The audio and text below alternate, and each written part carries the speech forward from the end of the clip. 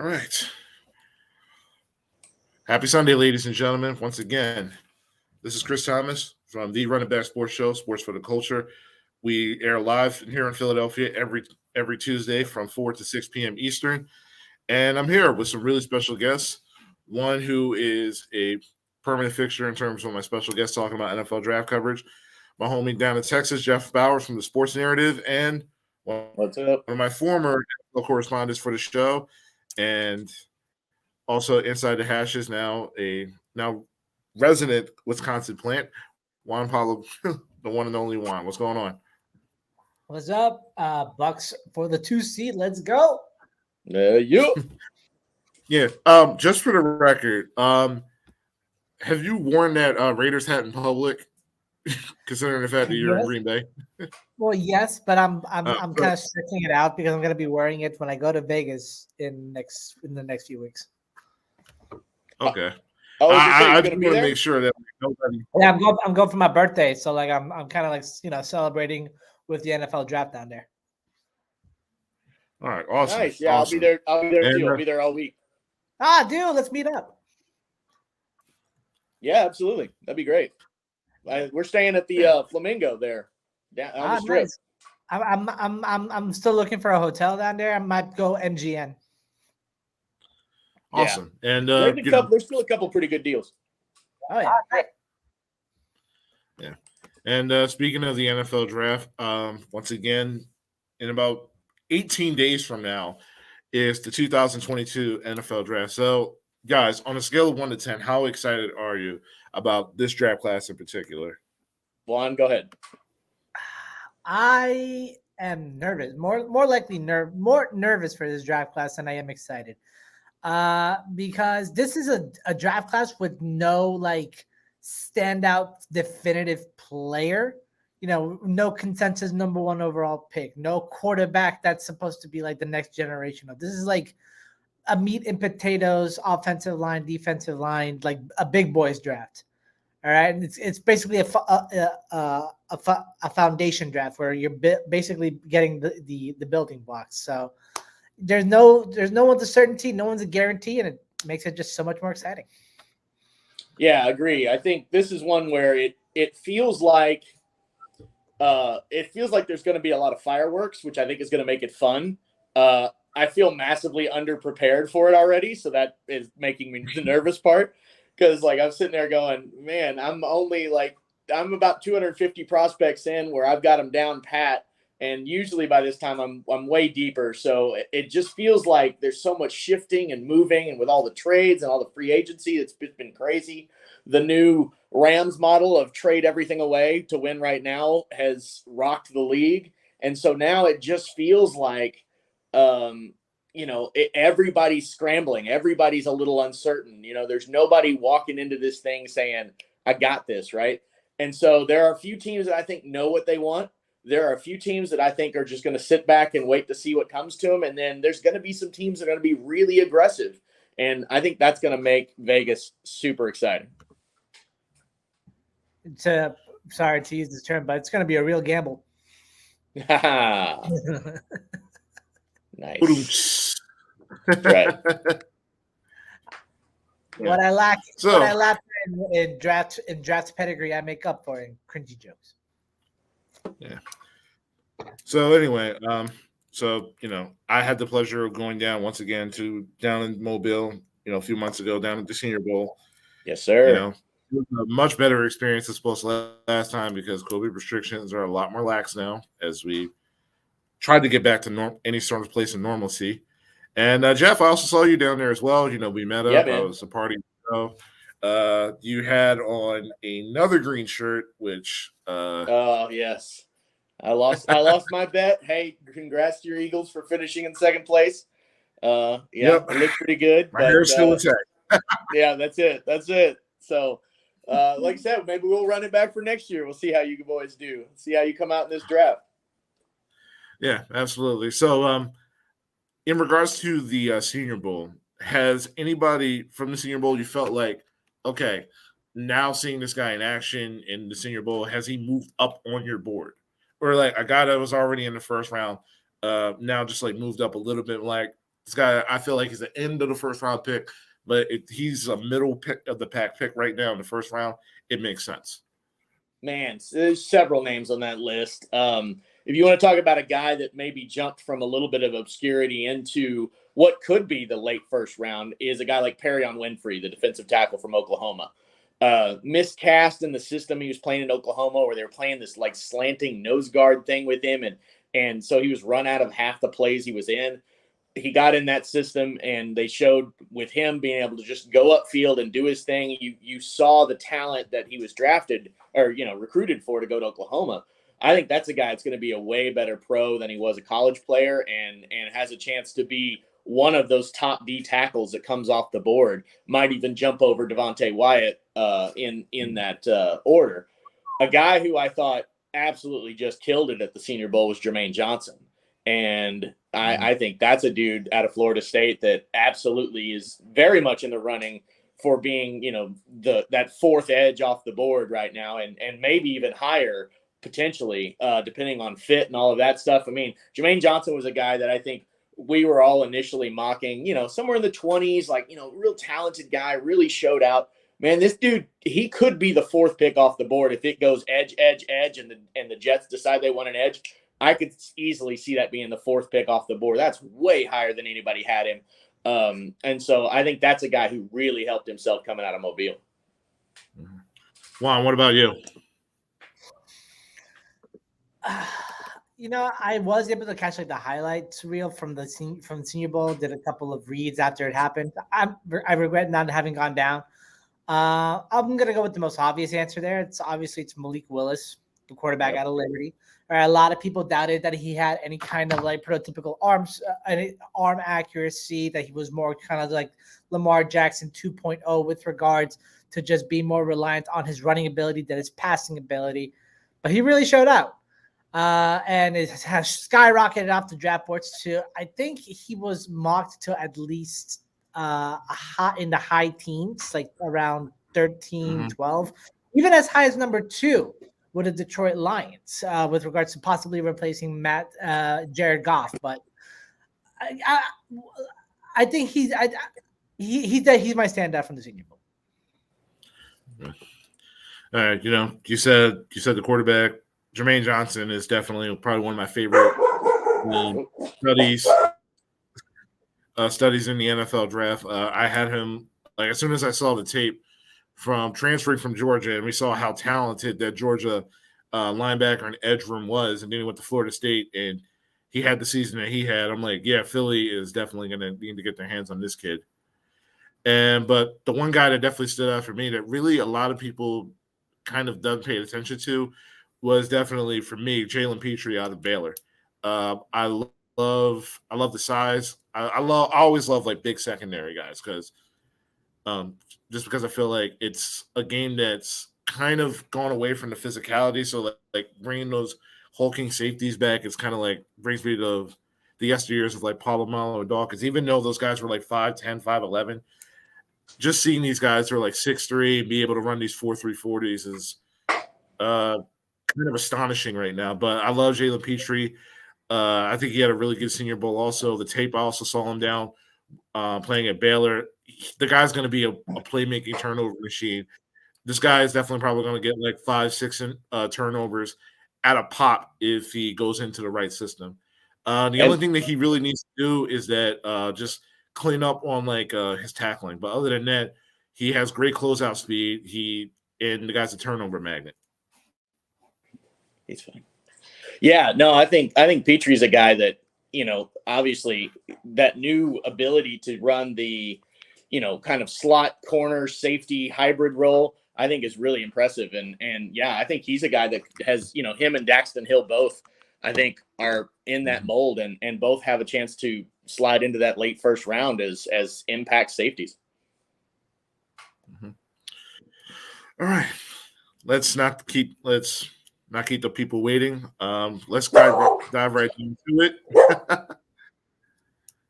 Obviously, Jeff's dog is really excited to get this mock draft. That's right. The dog's ready to roll. Let's do this. All right, Jeff, as we per agreed, before we got on here, you're going to be drafting on behalf of the AFC South. So Yes, the sir. first pick is all yours. All right. Well, So we're gonna make this. Oh, go ahead. Oh no, I was going to say what is the new look Jacksonville Jaguars are going to have? Well, I think it's one of those positions that we've talked a lot about how we thought it was going to be Evan Neal, but I always said I didn't think that was going to be the pick. They went ahead and franchised Cam Robinson. The offensive line kind of is what it is. I think they're probably going to go best player available here. And much to the heartbreak of Detroit, and they're not getting any calls for a trade at number 1 because there's not any quarterbacks worth coming up for. So I think this pick seems pretty easily. While I think they're going to entertain Trayvon Walker, I think at the end of the day, you take the safest pick. You take the guy with the highest floor maybe in this whole draft, and that's Aiden Hutchinson out of Michigan. All right. Simple. Definitely. First pick, Jaguars select Aiden Hutchinson. And hopefully, Aiden Hutchinson can definitely lead the charge to bring the sack back in Saxonville. This is a team that honestly, this is probably one of the worst teams. Well, obviously they were the worst team because they had the first pick, but it was just really bad to watch. A bad offensive line. We never seen Trevor Lawrence in a situation. Yeah. And week 17 against the Colts, which pretty much got everybody fired. The good news is though, down in Jacksonville especially, there is an adult in the room finally in Doug Peterson. You can kind of speak to Peterson's effect in a locker room, Kris, with regards. So Aiden Hutchinson going down there, he'll be an immediate impact starter alongside Josh Allen. I think the sack in Saxonville is back with Aiden Hutchinson. Yeah, and Doug Peterson is definitely a player's coach. And don't let the 2020 season fool you. That was just a really bad season. And that really shouldn't be a slight on Doug Peterson. Doug Peterson did the most he obviously could with what he was given to him by his GM. But I feel like in a situation where after you just got done with Urban Meyer, his higher, holier-than-thou attitude, bringing a guy who is definitely a blue-collar guy, who does his homework, who loves his players, who's going to fight for his players, like Doug Peterson, I feel like from a cultural aspect, is definitely going to be beneficial for a young team like Jacksonville. For sure. All right. Sure. All right. And now the second pick, Juan, that is all you. Who do you got the Detroit Lions taking? And I'll say this is where the draft begins because this is everybody sitting to wait to see what Detroit does before they all react. So take it away, Juan. So with Detroit, my biggest problem when I was trying to mock this out was trying to determine where the needs are. And there are just too many needs that the Detroit Lions have right now. They need a complement to Amon-Ra St. Brown with another wide receiver. They need to retool that offensive line to help Penei Sewell hold down the fort. They possibly need a quarterback because Jared Goff is not the answer for the Motor City. It's just not. The defense lost a lot of key pieces in free agency. Looks like it still needs to retool a little bit more. Getting on offense, DJ Chark to go along with Amon-Ra St. Brown is great, but Chark is always injured, so that's why Jacksonville let him go in the first place. Speaking back to Jacksonville, so with that being said, with everything that this roster needs to get fixed, the Detroit Lions take wide receiver Drake London out of USC. Ooh, wow. We saw we saw what the Bengals did last year when they took Jamar Chase and added him to a pretty good receiving core alongside T. Higgins and I forget the third wide receiver's name. Brandon Tate. No, is it not Brandon Tate? Oh no, Jamar Chase. Jamar Chase, Tyler Boyd, and T. Higgins. Tyler Boyd. Yeah. So yeah, you saw adding Jamar Chase to the Tyler Boyd and T. Higgins dynamic really helped develop Joe Burrow as a quarterback and really revitalize that passing attack. I'm not saying that Jared Goff is going to get revitalized by adding Drake London to this offense. However, Next year, when the Detroit Lions take a quarterback in the first round, early in the first round, I'm going to make that prediction right now, that young quarterback is going to be surrounded with premier wide receiver talent.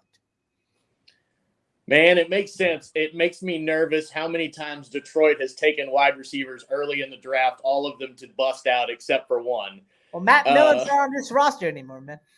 Yeah, no, you're not wrong, but man, that's, it's high. Look, I think London's got his pro day coming up soon, especially right there before the draft. His pro day's on the 15th. I think this is absolutely the way this could go, because that momentum, he hits, he runs fast, everybody goes nuts, because we've all seen those spikes after pro days. Yeah, man, like I said, I can believe it for sure. Oh, so does that mean Drake London is your wide receiver 1 in this draft then? I'm have to assume. I'd still say Chris Olave is my wide receiver 1, but I feel like Drake London fits what the Detroit Lions need right now. Okay. Really, Olave's your one? Olave's not his number 1 wide receiver on Ohio State. I go for the underdogs, man. Why do you think I'm a Jets fan? I know, that's cool. I'm just saying. All right. Yeah. Drake London's going to be joining the likes of TJ Hawkinson, DJ Shark, Amon-Ra St. Brown, along with the backfield of Jamal Williams and DeAndre Swift. So, in the Lions' offensive line is actually pretty decent. You get another year of Penei Sewell, Frank Gaskell. That's actually going to be a pretty decent offense for Jared Goff to do something. Or, like Jared Goff does absolutely the guy that they drafted 32. Yeah. Yeah. Absolutely. All right. So now we got Houston. So Aiden Hutchinson and Drake London on the board. So it's going back to you. Third pick is the Houston Texans. And Houston's kind of in the same situation where regards to Detroit, where it's like they can kind of go anywhere in this draft because they have holes everywhere. No doubt. They got a lot after that Deshaun Watson trade. So you get to plug and play anywhere to make this roster great. And that's what's nice about this. You've got, because you're also sitting on pick 13. You're also sitting on a ton of picks otherwise. So you've got that flexibility to basically take best player available, because you need things everywhere. I think for Houston, this is a scenario where if the first 2 picks are Hutchinson and Trayvon Walker, then they have a real decision on their hands, right? Because then they're saying, oh man, do we want to go with, the guard tackle Ekwonu? Do we want to gamble on taking Kayvon Thibodeau and see if that's the guy? Do we want to even maybe reach and look around if Stingley's that high on our board, or Sauce Gardner or something like that? All of that I think is in play. But if Drake London goes 2, then I think the obvious choice here for this team is a guy like Trayvon Walker out of Georgia. He can plug into that Lovie Smith system, play up and down the line. He can be outside if he needs to. He can slide inside. He can drop into space if necessary. I think it becomes that Swiss Army knife that Lovie Smith is absolutely going to love to run his new Tampa 2 defense. I'm going to take Trayvon Walker here out of Georgia. All right. And the one thing I heard is that, throughout most of the year, it's been Hutchinson and then it's Thibodeau. What has made Trayvon Walker stock rise so highly as opposed to these upcoming months up until the draft? Well, I will say, Walker was a guy that, again, was a little bit off the board just based on his production out of college. But, of course, he's on that Georgia line with a bunch of guys who are also going to have their names called a little bit later. But what you saw out of Walker is truly, obviously the combine blew it up, where he runs in the 4.6s at 275 pounds. He's got this flexibility. You've got this ability to run and chase. And again, even like what we saw out of Jermaine Johnson when he was at Georgia, he's kind of an afterthought rotational piece. He goes to Florida State and he balls out. And so that's the kind of what I think you're betting on here with a guy like Trayvon Walker, is to say that a guy that now given his chance to shine. Now, granted, I still think he needs some work on, finishing pass rush moves and all of that stuff, but you're betting on traits, you're betting on upside. And this guy just looks like the physical freak that you would want to, especially on a team that needs a lot of talent. Mm-hmm. I can dig it. And Houston's Houston period had really nothing to write home about on the defensive side of the ball last year. So Trayvon Walker, hopefully be able to come in and at least try to start something to change that. For sure. So, yeah. So for the fourth pick, the New York Jets are officially on the clock. And to me, this is interesting because we got two Jets fans. Yeah. All right. Mock draft. Jeff Juan, is definitely going to be taking the lead. Let's So tabletop this. What do you think? What would you want to have happen here? Honestly, offense with this. Really? Pick. Yes, man. Like they're like while New York did a good job solidifying the interior line, signing Lake and Tomlinson in the offseason, I still feel like we need another like key offensive lineman out there just in case Beck does not come back to full health or he's really not where he's supposed to be despite the pedigree.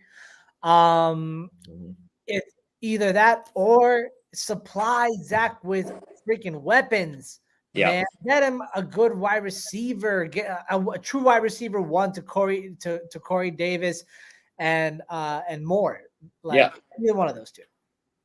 You know, and that's the thing. I think the Jets want to walk out of this first round with three things. I think they want an edge rusher, a true edge. Mm-hmm. I think they do want a tackle, a guard tackle type that, you know, allows George Fant and Mekhi Becton to compete at the left tackle spot, and this guy plugs in at right tackle, right? Obviously, Aquanu's sitting there on the board. I also know they like Trevor Penning, another standout from the Senior Bowl who looked nasty down there. So those guys are on the table there. And obviously, they need a wide receiver one. Now, if we end up trading both second-round picks for DK Metcalf or A.J. Brown or Deebo Samuel or whatever the case may be, hey, awesome.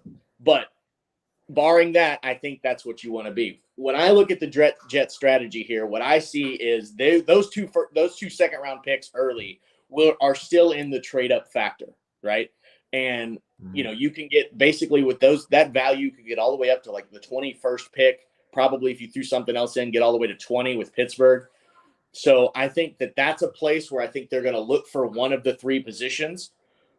But from everything I understand here, with the Jets on the board and this guy falling to them, I think this pick has got to be Kayvon Thibodeau. From what I've heard, they have cleared him of any worries. They've cleared him of the fact that he has already built his own cryptocurrency. And I think Kayvon Thibodeau on this team as that edge rusher absolutely takes it to the next level on the defense. And that's what Saleh wants. And I think JD's going to give it to him. I think he can fit the New York market really well with that personality. 100%. And that's the thing too, where I think what you're not only getting a guy who, you know, can be dominant at times on the field, but you're also getting a guy who can be that superstar, that can be the Mark Gastineau for this team. And that's what I think really this team really needs. And you put him and Carl Lawson now fully healthy on the other side with the guys up front. Man, I think that's going to look nasty, and that's how they built it in San Francisco. I think that's what they're going to do here. Again, fully hearing you on wide receiver and offensive tackle, and I think that's what 10 is going to turn into, whether it's a trade down or a trade up situation. I respect it. I like it. I like where your head's at.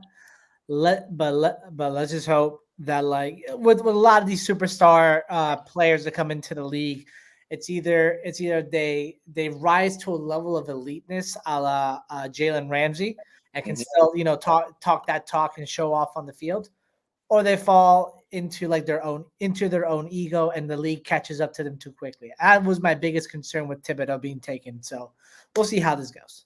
100%. I mean, it's a gamble. There's no question. I mean, this guy doesn't fall to 4 without those issues. But from what I understand and the way that Saleh does things, I think he's checked the boxes, and I think we're good. Okay, so as opposed to a guy like Evan Neal, who, you know, you have George Fant and Mekhi Becton vying for that left tackle spot. Even if, you know, you decide to, okay, whoever wins the left tackle spot, we can put the right spot. Evan Neal can also potentially play right guard as well.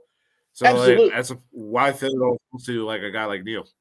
Well, again, when I look at the way the board has fallen so far and I look at the edge rushers going early, right, what I want to do is capture the edge rushers and sit there at 10 saying, who's going to fall to me? yeah, I mean, now that Neal, Aquanu, Penning, Cross are all on the board there, right? And there's only 5 more picks between me and the next pick. So I've got a good chance that one of those guys is going to fall to me. So I'm going to basically play the odds here, just like in Vegas. Play the odds, roll the dice, and see if one of those guys can't fall to me at 10, or maybe even later if I can get a trade back. Okay. All right, cool. Risky business. I respect that. All right, and now I will be drafting on behalf of the NFC East. I was going to say, you the got Giants are now 4 picks, bro. yeah. Or 5 actually. Have a great time. Yeah. Yeah, so the New York Giants are officially on the clock. There's a lot of things that the Giants can particularly use. There's still some pieces that they're going to need on defense, but my honest opinion, I think they're going to go offense here. You know, you don't bring in Brian Dable if you're still trying to, try to get the most out of Daniel Jones before that 5th-year option. So I feel like they're going to do whatever they could possibly can to reassure that offensive line, because outside of really Andrew Thomas, everywhere else is a question mark. So 100%. with the 5th pick, I am going to go with an offensive lineman, and I am going to do my best to try to pronounce his name. I'm going to go with Ekem Ekwonu from NC State. Good pick. I think that guy has got a nasty streak. I think he's got that flexibility to play guard or tackle. He's not as polished as Neal, but I think Ekwonu is a guy who absolutely could slide in and be dominant. And again, because you do have Andrew Thomas there at left, you put him at right tackle, and man, all of a sudden the holes open up for Saquon, and that looks real nice there. So I think that's a great pick. I see what you're going for with there. I'm honestly surprised that you didn't take a quarterback this high for the New York Giants, man, because is there still faith in Daniel Jones within that organization? I mean, he's had 2 different head coaches in his 3-year career with the New York Giants so far. There shouldn't be that much faith within him in the organization in the first place. So I was surprised that you didn't go for signal call here. The thing is that I probably would have taken like Malik Willis with this pick, but the thing is that the Giants is like whatever coach and GM we're bringing in, it's to help Daniel Jones, which is to me the weirdest thing, because normally if you're a GM, you want to attach yourself with a quarterback that you ultimately pick, whether it's via trade, whether it's by draft. The Giants are just a weird organization where it's like whatever head coach, and GM combination we're going to do, it's to help out this quarterback. Normally you would trade for a guy, but if they're going to try to do the best with Daniel Jones, and Daniel Jones has a legitimate help. He has Kenny Galladay. Even though Kenny Galladay didn't score a single touchdown last season, he's still a pretty good wide receiver. You still got Kadarius Toney in the slot, Sterling Shepard, even though Evan Ingram is gone now, I believe. Yeah. But the picks also not to help Daniel Jones, but also help Saquon Barkley. Saquon Barkley's a year just removed from a significant ACL injury, and we still haven't seen the best version of him yet, and we still hasn't had a competent offensive line to run behind also. So this is more just so to fortify an offensive line to get some sort of offensive consistency. And even if you draft a quarterback here like a Malik Willis, in my opinion, you shouldn't be starting a week 1, or a Kenny Pickett. They're still going to run to those same issues that Daniel Jones has, because you don't have an offensive line that you're confident behind. And that's the best thing you can do for a young quarterback. And, they also signed Tyrod Taylor as that backup. So, I think that that's a thing where they come into this season saying, okay, we're going to try to let Daniel Jones succeed. And look, if he fails, we go get another guy, and I think that's going to be the option. It's funny, in all the talk about like where the hell Baker Mayfield's going to end up, the Giants have never been mentioned. And that's always something I've always thought, like, why not? Why wouldn't they do that? Like, that seems to make a whole lot of sense, but I don't know, man. It's the Giants. You can never tell. Oh, man. If Baker can't handle Cleveland, then New York is, oh, my God. That's for sure. Yeah, that guy, that's death row. And honestly, like as much as I'm not a big Eli fan, like the fact that he was able to deal with that New York scrutiny for over 15 years, despite winning 2 Super Bowls up there, that's tough. That's thick skin that I haven't seen from probably any other quarterback. Well, it helps if you got dumb face. And an incredibly good deep boot. All right, cool. All right. Yeah, well, yeah. So with the once again, I'm still here. So I'm also down the draft them on behalf of the NFC East, but also the NFC South as well. So let's get down with oh, go ahead. I was going to say, this pick is fascinating to me because by all accounts, what you should do is take the offensive tackle, shore up the O-line, see what you got. But you've got a coach who's absolutely coaching for his life on the hot seat. Mm-hmm. How much, you're married to Sam Darnold, and in fact, don't have a pick in the second and third round because of it, basically. And, quarterback I could see here. I mean, Evan Neal is now sitting on the board at this point, which I don't think anybody would have expected that to get all the way to the 6th pick. Fascinating pick. I'm interested to see what you say here. Okay. Juan, I already know how much of a big Matt Rule fan you are. Oh, yeah. But to me, this is a pick that – because when you're in the hot seat, the one thing you want to do is that you want to buy yourself time. And that's what I'm going to be doing with this pick. And with the 6th pick, I believe the Carolina Panthers, they've seen enough, and they're going to go quarterback Malik Willis from Liberty. Willis. Interesting. Not Kenny Pickett.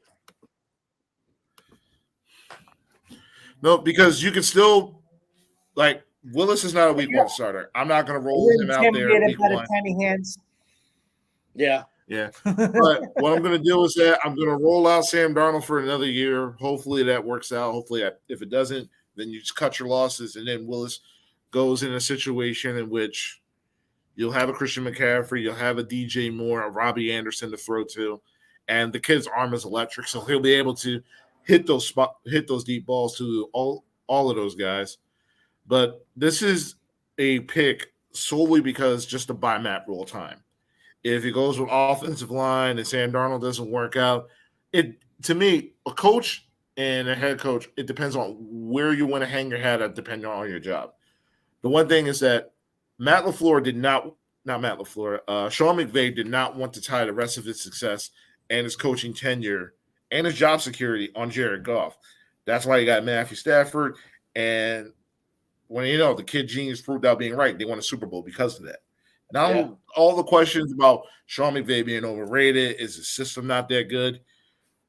It's now out the window, and there's a good chance that they're able to repeat because the NFC period is just not as strong as what was going to be coming out of the AFC. But personally, I feel like Matt Rule's going to use this. So it's like I didn't get an opportunity to really coach this kid yet, so that's why you're drafting him 6 overall. Let him learn your system. You can still roll out Sam Darnold for another year. If he works out, cool, trade him to get more picks. If not, cut your losses and Willis starts in 2023. My one question, though, is it doesn't matter. It does matter who is going to be the quarterback there.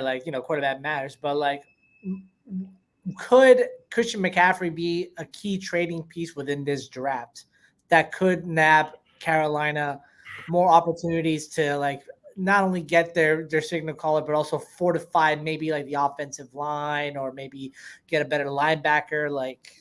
That's something I'm kind of wondering. Fascinatingly, I think you have hit on exactly the pick that this will be, but not exactly for the right reason. Because for me, what this says is this tells me that GM is picking his quarterback for his next head coach. This is a pick that does not help Matt Rule right now, that Matt Rule's going to go down in flames with Sam Darnold. Then Malik Willis comes in maybe late in the season. You blow out that whole staff and you say, okay, we start going for this. A new GM. This isn't his coach. To me, this absolutely screams Like, okay, bye, Matt Rule. You just left the building if I take Malik Willis at this pick, because you will never coach him as a starting quarterback. That's just, like I said, I think you've nailed it. I think that's absolutely the right pick. I just think it's going to be interesting to see how it shakes out with Matt Rule.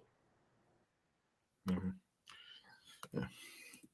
Either way, I don't think Willis has the highest ceiling out of probably anybody in this draft. And if he falls to 6, or like somebody doesn't want to trade up for him, I mean, they hold the key to this draft. So, like I said, they don't have a second or a third round pick.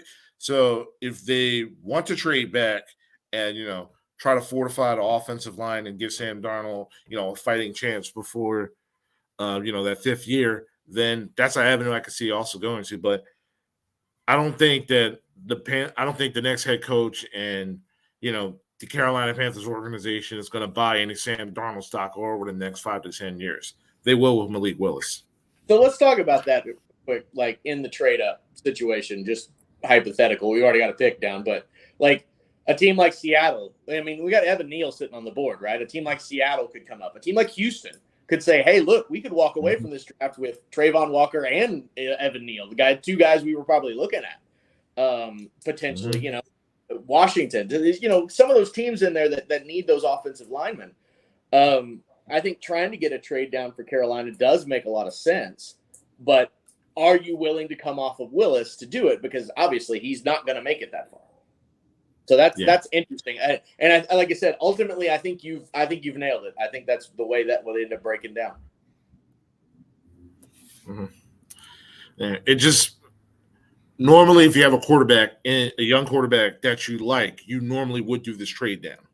Like if the Giants wanted to trade down to get more picks because the organization has made it emphatically clear that they like Daniel Jones and they want him to succeed, them trading down to get more picks to fortify the offensive line and get another receiver in there or two, it makes sense for the Giants.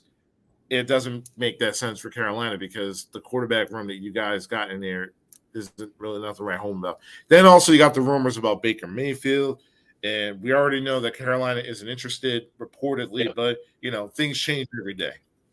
Yeah, no doubt. And I think the one team that what hurts in all of this is the one team that would probably really want Willis is a team like Washington, trying to change the mindset. We heard that down at the Senior Bowl, at least I did, from some Washington scouts saying that like a guy like Malik Willis is the kind of game-changing, franchise-changing guy that has that upside that a team like Washington would want. But the problem is the 2 picks around Carolina are the Giants, and they certainly aren't going to trade down with Washington. So I think that's how I think it shakes out that way. So fascinating. Yeah. All right. Now with the 7th pick, the New York Giants are officially on the clock again. And let's see. I already got my offensive line, so my bookends for my offensive line is set. I really kind of don't need to touch the offense again until like the later rounds. So with this 7th pick, I'm going to go defense. And the person that I'm going to go with is, with the 7th pick, the New York Giants select linebacker Devin Lloyd from Utah. Ooh. Fascinating. So, great pick.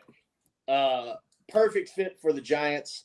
I think that's a guy who plugs in. And, I was listening to Bruce Feldman the other day on a podcast. He loves Devin Lloyd. He actually had the Giants taking Lloyd at 5 because he loves him that much. The testing numbers weren't that great, but a guy who absolutely just will be the leader of that defense for a long time. Now, drafting linebackers high is always a gamble. We've seen that historically. You had other options there as far as going as, you could have gone wide receiver, you could have gone edge rusher, you could have gone cornerback there, but obviously they didn't trade James Bradbury, at least not yet, with Sauce on the board. But I think Devin Lloyd is, again, a fantastic pick. It's risky. I think it's going to cause a lot of oohs and ahs in Vegas. Just for my analysis of it. Oh, wait. I'm good.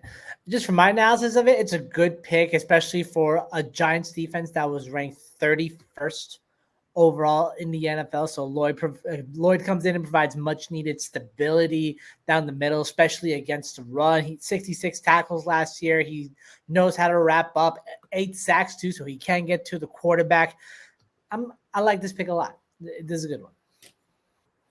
Yeah, I was looking all over the Giants' offensive line, and pass rushers. I mean, sure, I can go there, but their middle, like Blake Martinez, like he's solid, but like he's not a starting linebacker.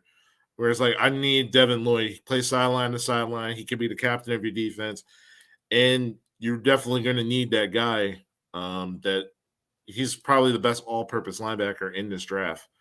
So that's why I feel like it's the best pick that they could possibly do to fix their defense, because Sauce Gardner or any sort of corner doesn't make any sense for them, because you still have Bradbury and you just signed Adoree Jackson.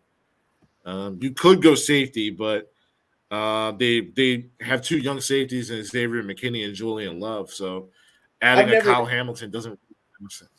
Yeah, and I've never seen I know a lot of places are listing safety as a big Giants need, and I've never seen that. Like, it just doesn't make any sense to me. I mean, look, I think the hype on Kyle Hamilton was a little overblown, was a lot overblown, and so I think as far as impact, I think you solidified the offensive line, you got a leader for the defense. I think this is a great 2 picks for the Giants. Okay, all right, and once again. One more time in a row. Oh, run it back. That's right. All right. And fun fact: over the past 2 years, since I've been down in the Senior Bowl, I have been adopted by Falcons Twitter, not by choice. So I've been a part of Matt Ryan debates, the Calvin Ridley ordeals, and this is a really interesting pick because they need everything. They need offensive line help. They need defense. They need a quarterback. And I honestly don't know what to do with this pick. Personally, I would trade back. And I mean, would be an option here in a trade back scenario.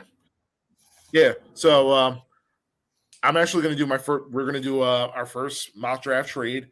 So with the New York Jets, I want to give you guys the 8th pick in exchange for the 10th pick and the 38th pick. That's too much in draft value. I'm not giving you a 2 for up 2 spots. I might give you fine. Yeah. Now, let me say this. All right. So, I think. Well, all right, fine. What's fair for you? Well, actually, let me pull up the old chart here and see what these draft values is. So the 8th pick, according to the draft value chart, is worth 1,400 points. The 10th pick is worth 1,300. Talking of a difference of about 100. So that's going to be somewhere in the neighborhood of a 4th and a 5th. I would give you my early 4th pick 111 and my early 5th pick 146. All right, that's fair. You good? Sign off on that? Yeah, I'm good with that. Yep. So you got the Jets are now on the board with the 8th pick now. Well, this is fascinating because obviously Evan Neal sitting there makes all the sense in the world. But I've already had Drake London go. I definitely need a wide receiver. There are other options at the offensive line that I could explore later down the line. So, this is fascinating because let's see. Let's look at the old big board here as well. So we've made this trade on the fly. Now I look at my big board. Obviously, I mean, again, Sauce Gardner is in play, which every team mocks to the Jets all the time, though they're not going to draft Sauce Gardner. Garrett Wilson, right in this same range. Oh, wow, this is tough. I think if I'm making that trade and I'm trading a couple of guys later, I think I'm just going to take chalk and just go ahead and give me Evan Neal. And I'll just solidify that O-line, and we will rock and roll from there. All right.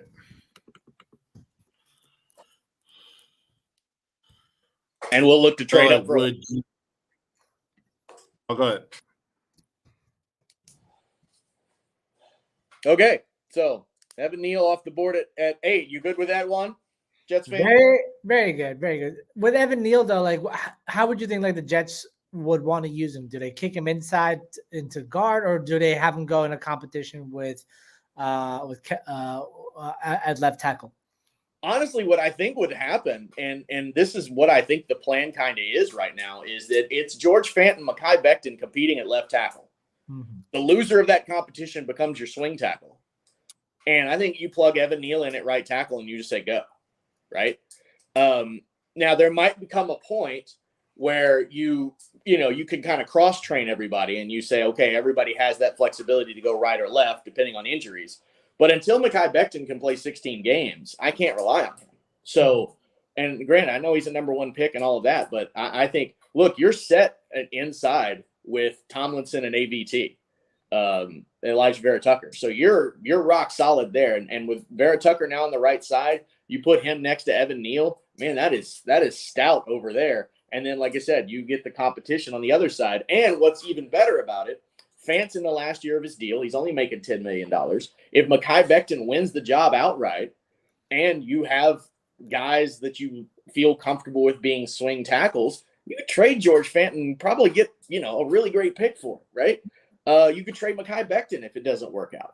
You have that flexibility. But I think most importantly is we never want to see Connor McDermott play offensive tackle for the Jets again, ever. So if I get this and make that dude go away forever, I'm in. So Evan Neal. I have no qualm with that.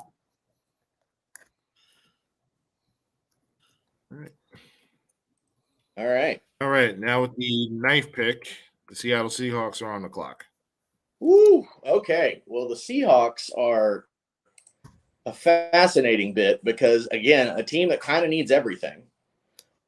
As we look at the big board, we've had now, let's see, our top players on the big board are Ahmad Gardner, obviously, Sauce Gardner, Kyle Hamilton, Charles Cross, Garrett Wilson, and Jermaine Johnson are the next 5 in that little section. Well, Seattle could use all of those things. And obviously, offensive line would be one of the biggest ones, as they have a whole lot of nothing there right now. But I'm not in love with Charles Cross. I think, Seattle would be another team that Evan Neal would have perfectly fit falling into their lap. And so, again, another team that's you're kind of looking around and saying, man, what's the most impact that I can get for a position? You're not terrible at the cornerback spot. You've had Sidney Jones, who's come on pretty well for them. You've got Trey Brown, who's played okay. You did lose DJ Reed, your number 1 corner last year, to free agency. Quandre Diggs signed also. Yeah. Given the history of Seattle and how they have neglected that offensive line forever, I have a feeling that they're going to go with a different position. I'm going to take Sauce Gardner right here. Got it. Trent McDuffie. You got it. Yeah. I think it's Sauce. It makes too much sense, especially as they're changing that defense up now and bringing a new defensive coordinator. It's going to be a little bit more of an attacking style than what they've been playing. I like Sauce. Plug into that defense and become that alpha male. All right. Diggs up top, Sauce Gardner on one side, Sidney Jones on the other. Can't argue that. Nope, absolutely not. Still not admitting that Jamal Adams will do much about it, though. Well, at least you won't have to cover it. I will say, though, like, this could be like maybe Diet Legion of Boom if Sauce Gardner turns out to be like a premier number 1 corner, which will buy Pete Carroll like some more time up in Seattle. So depending on how Gardner fits in that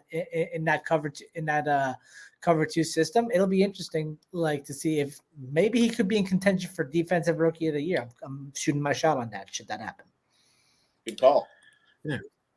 And you also got to think, like, after the trade they made for Russell Wilson, maybe they're changing back to, their philosophy that actually ended up them having them win the Super Bowl to begin with. It wasn't elite quarterback play by Russell Wilson, even though Russell Wilson has definitely stepped up his game to an elite category after post-Legion of Boom, but it's good offensive line, running the football. Hopefully Chris Carson able to stay healthy. If not, they can get a few more workhorse running backs in the draft. This is a really good draft if you really want to get some power backs, especially like in the mid rounds. And they played great defense, especially in the secondary. And, that's one of the things that I've heard a lot from Seattle people in the rumors is that they're very high on Matt Corral as a quarterback. Mm-hmm. And so honestly, at this point, I think they can get Matt Corral maybe either trading up into the late first round or in the second round. That appears to be where the stock is right now. And I think they'll take the gamble. They'll take the best player available here, and then they'll go with a quarterback later on.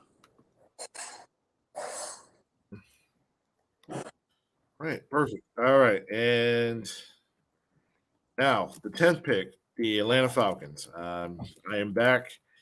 I traded back 2 spots, got an extra 4th and a 5th, and the guy that I probably want is still on the board.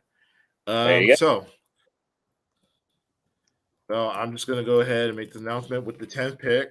The Atlanta Falcons select safety from Notre Dame, Kyle Hamilton. Oh, Kyle. Oh. Interesting. So you get so last year you get the freakish tight end that is Kyle Pitts, and now you get the freakish safety that is Kyle Hamilton.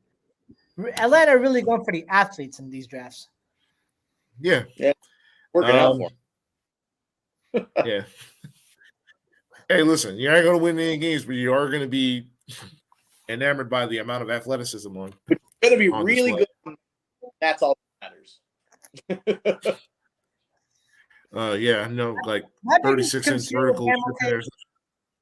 My biggest concern with Hamilton is his injury history. I know he had like a season-ending ACL tear. I think it was in 2020, and then 2021 was a bit of a down year for him. But he's still like mocked as this like elite safety prospect. We'll see like if that needs still gonna hold up when he hits the next level. Yeah. My thing is that I was thinking pass rusher here, maybe like a Karlaftis or like a Jermaine Johnson, but this draft is just loaded with, defensive pass rushing prospects. So I want to get my safety now. Maybe like in the second round, you can get yourself like a Drake Jackson, like a Boyd Mafe. Just another like pass rushers aren't going to go away in this draft until like even late in the draft. You might find like a guy like late in the rounds. But overall, I just wanted to make sure I got the best defensive prospect available in this draft. I traded back 2 spots, so I got more ammunition in the back of the draft to fill my team because Atlanta has a lot of holes. So getting my safety, who is eventually going to be the league captain of this defense for years to come, is definitely something that I want to make sure that everything gets squared away from. Is this an Avery-approved pick, I wonder? No, this is a Falcons Twitter approved because every Falcons fan I know on Twitter loves Kyle Hamilton, and so this is Falcons Twitter. This is for you. And I tell you what, you got a strong possibility at Washington with the next pick, so that makes all the sense in the world too. Yeah, and speaking of Washington, they are now officially on the clock. Commander, the Washington Commander. Is it bad that I kind of missed the Washington football team? You missed the memes. That's what you missed. You don't miss the team. You just miss the memes that came with it. I mean, but the Commanders, though, like, what are they commanding? Nothing right now. Yeah. They're commanding you not to take them to Congress right now. All right. So what are the Commanders going to do? The thing is that they have a lot. They got holes in the interior offensive line, but this isn't a strong draft in which you can go in the interior. Like there isn't like no Zach Martin or Quentin Nelson in this draft. Whereas like I can draft this guy guard, put him in there, and people's gonna look at me like I'm a genius. So with this pick, the biggest hole that they probably have is wide receiver and linebacker. Yeah, linebacker. So You don't want a quarterback? You believe in Carson Wentz? yeah, they have way too when they did that trade and they were like, okay, we'll take the full salary of Carson Wentz. They're kind of stuck with him for at least the next 2 years. Mm-hmm. So them drafting a quarterback and like Kenny Pickett doesn't make any sense. Like Sam Howell doesn't make any sense. Matt Corral doesn't really either. So honestly, the best chance. Honestly, I would trade back honestly with this pick. But if you had a gun to my head in terms of making this pick, let me offer you a trade. Okay. Oh boy, bail you out. Let me pull up the old board here. I'm gonna bail you out, sir. All right, I am gonna offer you with the Houston Texans.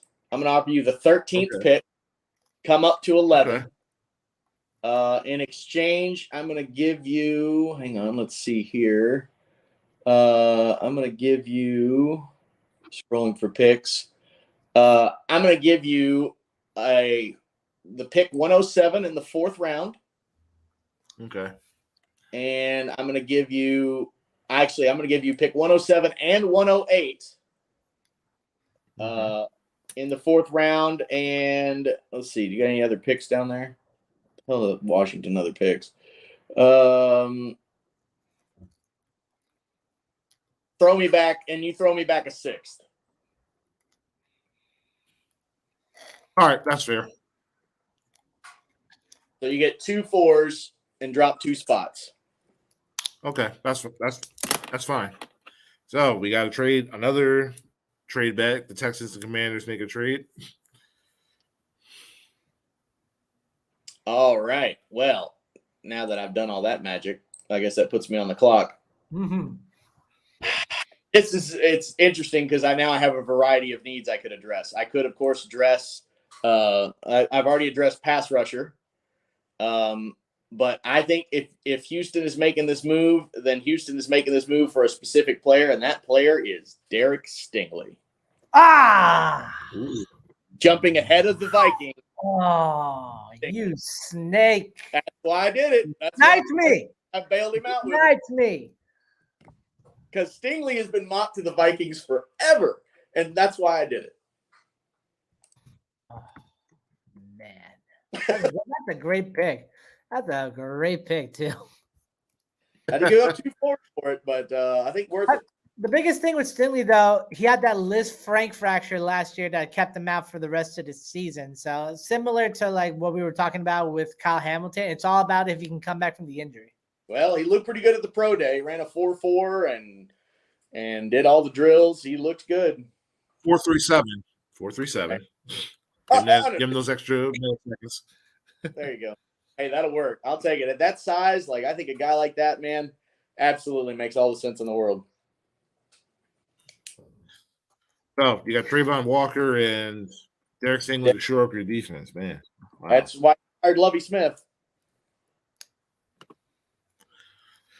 All right, and now number 12, we got the Minnesota Vikings, who are now heartbroken because Derek Stingley's gone. They are truly heartbroken. I am truly heartbroken, rather. Cornerback really is like the biggest need that this team has. Basically, defense is the biggest need that this team has. But it's a matter of what to address right now and what's the deepest positions in this draft right now for the Vikings to take advantage of. And there's a lot of good prospects still on this board. Ultimately, though, I'm going to shore up the defensive line. I'm going to give I forgot the name of that linebacker that came from Green Bay there. Zadarius. I'm going to give Zadarius Smith. Yes, I'm going to give Zadarius Smith a good pass rushing partner. And this is a guy who, a lot of. You still got Danielle Hunter. Daniil Hunter and Darius Smith. I'm going to add another top pass rusher into that fire. It's going to be a defensive tackle out of Georgia, Mr. Jordan Davis. Ooh, big man in the middle. So you're going to go with Jordan Davis and Dalvin Tomlinson up front. Ooh, I like it. And then it's especially coming in a division that has a mobile quarterback, one to two mobile quarterbacks in Aaron Rodgers. Although I don't know if we can call Aaron Rodgers mobile anymore, as well as Justin Fields in Chicago. So the Purple People Eaters 2.0 slowly coming its way back. Man, that's a great pick. I mean, nobody's going to run the ball on you, which is impressive. So I'll take it. Yeah, Darius Tomlinson, man, that's a. Ooh, all right, and now 13th pick. I feel like I just flustered Kris right now. I don't know what to do with this Washington pick, but you know what? I know what to do. And I got to take my bias out of it. You know what? They really need the one thing that Washington offense really needs is that they need somebody to take the heat off of Terry McLaurin. It doesn't matter what quarterback is there. Like Terry McLaurin still has 1,000 yards ever since he's been in the league. So with this pick, he's going to get some major league help and also an alumni of his. So with the 13th pick, the Washington Commanders select wide receiver Garrett Wilson from Ohio State. Oh, that's a good pick. I really like that because that was everything that Curtis Samuel was supposed to be and wasn't because he's always hurt. I plug him into that role, and if De'Ami Brown can show up from last year, I think that gives you some depth at wide receiver. I think that's a great pick. Oh yeah. Yeah, I love De'Ami Brown also. So like Brown, McLaurin, and now Wilson into the fold. You got Antonio Gibson and J.D. McKissick in the backfield for Carson Wentz, man. That's a lot to work with. Yeah. So, man, the Ravens have riches on the board because there's two guys I know they want that are both there. Yeah. Oh man, I make the right choice here. Well, with the Ravens, it was hard to evaluate. Juan, no pressure. Coach is watching. Yeah, that's right. For the Ravens, it was a rough year last year. Injuries plagued this team like no other. Issues at the offensive line, especially, kept the offense stalling. The year Lamar Jackson going down wasn't exactly ideal either. So with that, and they also lost a premier tackle in Andrew Villanueva to retirement. So that didn't help matters either. So in order to retool this offensive line and get back to that ground and pound style that they're known for, I am mocking the Ravens to pick Trevor Penning out of Northern Iowa. Ooh, see, I know they love Trevor Penning. And that's one of the things about like with the Jets, when you did that, you go edge, you might have to go Penning at 10 if all the tackles go. We got a bunch of tackles on this board still. But that edge rusher with Jermaine Johnson there, man, that would be something I would really lean towards, especially since they lost out on Zadarius Smith. Mm-hmm. Man. I was kind of thinking that, but I feel like Baltimore could trade back into the first round should certain prospects drop where they need them to. Well, I'm going to bet that Jermaine Johnson is the next pick. Just what?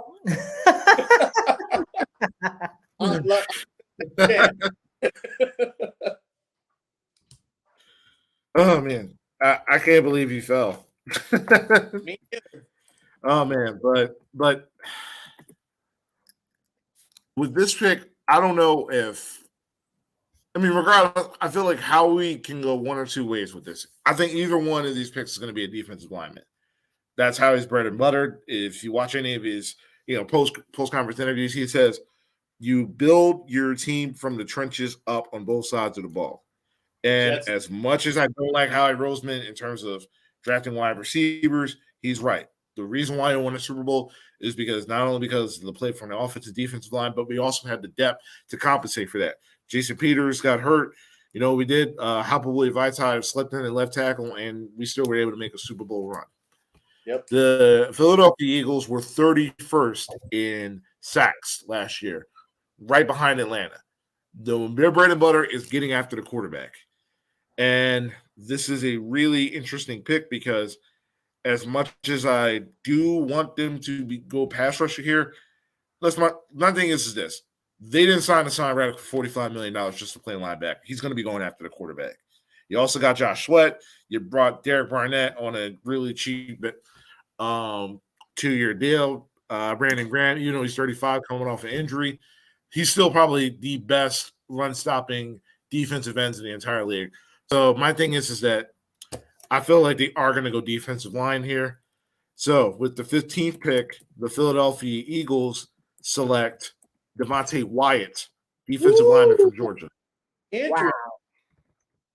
Now, I'm fascinated by people who do draft stuff because there are people who look at pure traits on Devontae Wyatt and watch tape and say that dude is the best defensive tackle in this draft. True. And then you have people that say, yeah, but I've actually talked to the kid and now I put him in the 40.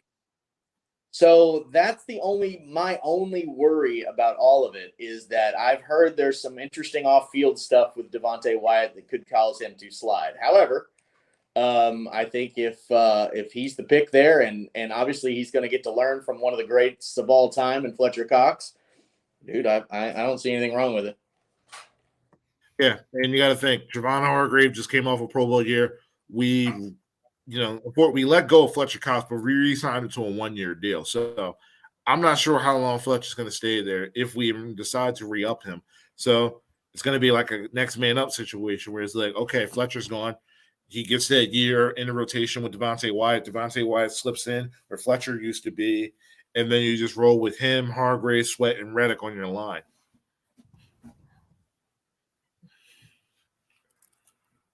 All right. Sounds good. Saints are up next. Yep. With the 16, we're at 16, man. Okay. We're halfway through now. All right. Let me check my big board to see like who's still left on the board. There's got Charles Cross still on the board, which I think the Saints would be thrilled at. You've got there. Yeah, man. Yeah. So the Saints, they have two big needs, and they're both on offense. Obviously, losing Teron Armstead is going to cripple their offensive line, especially when you're getting a James Winston fresh off of ACL tear, and you don't have a legitimate wide receiver too, even if Michael Thomas does come back. So with this pick,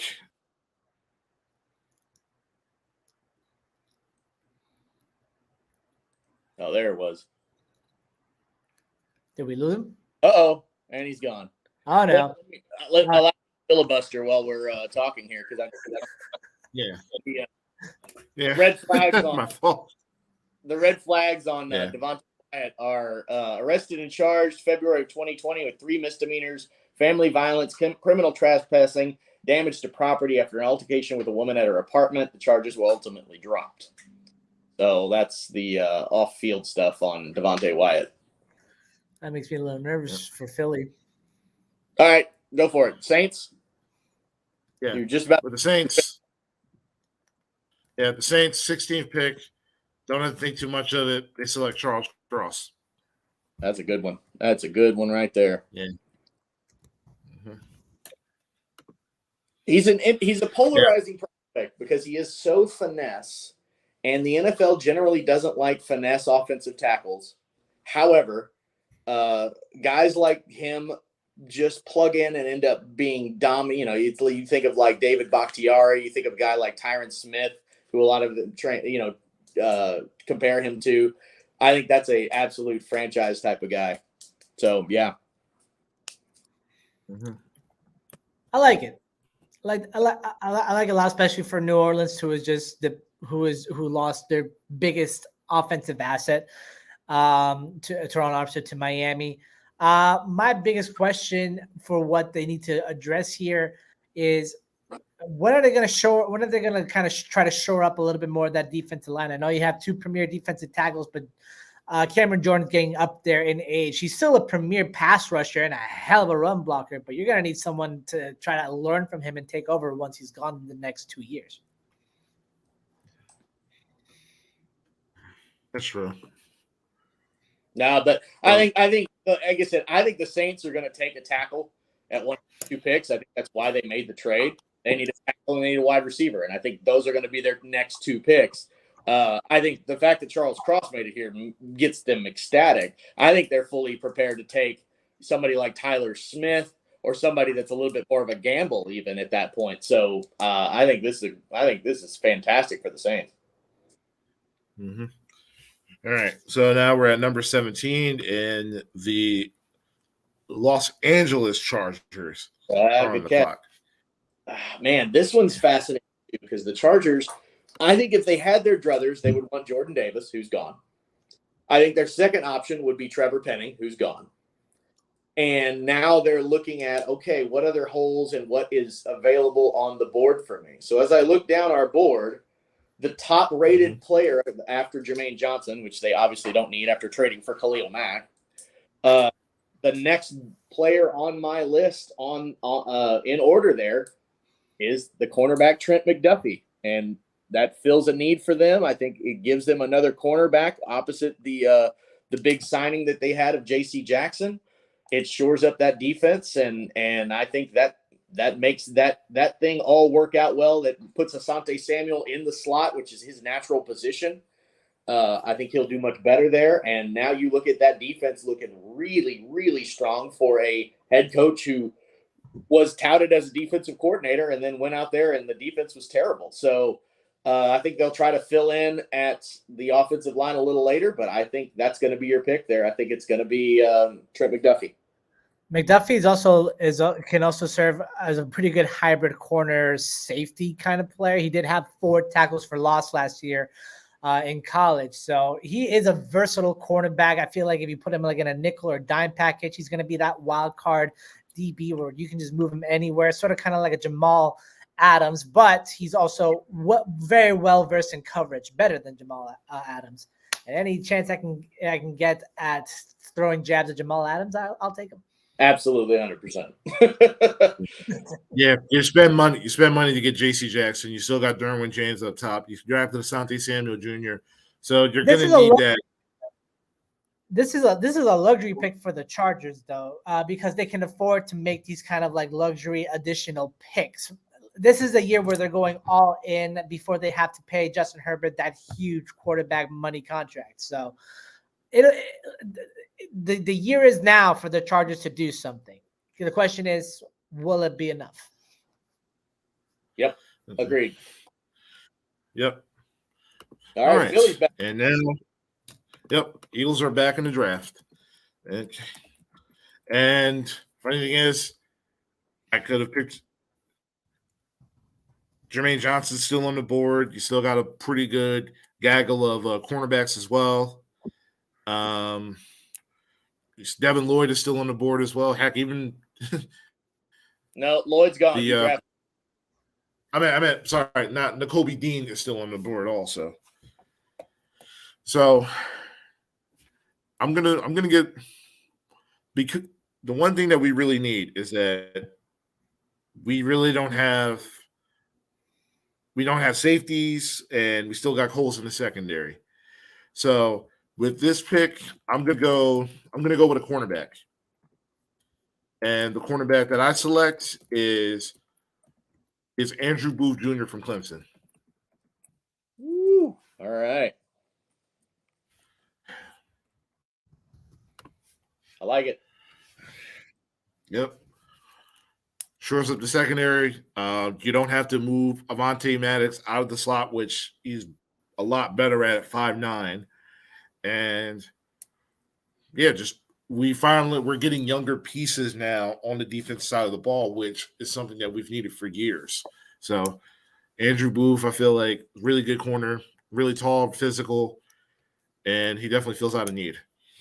Yeah. And specializing as a man coverage guy, I think you guys can just now match up on the outside and let the pass rush hunt, because you can just basically go for the man up. And I think it's a great pick.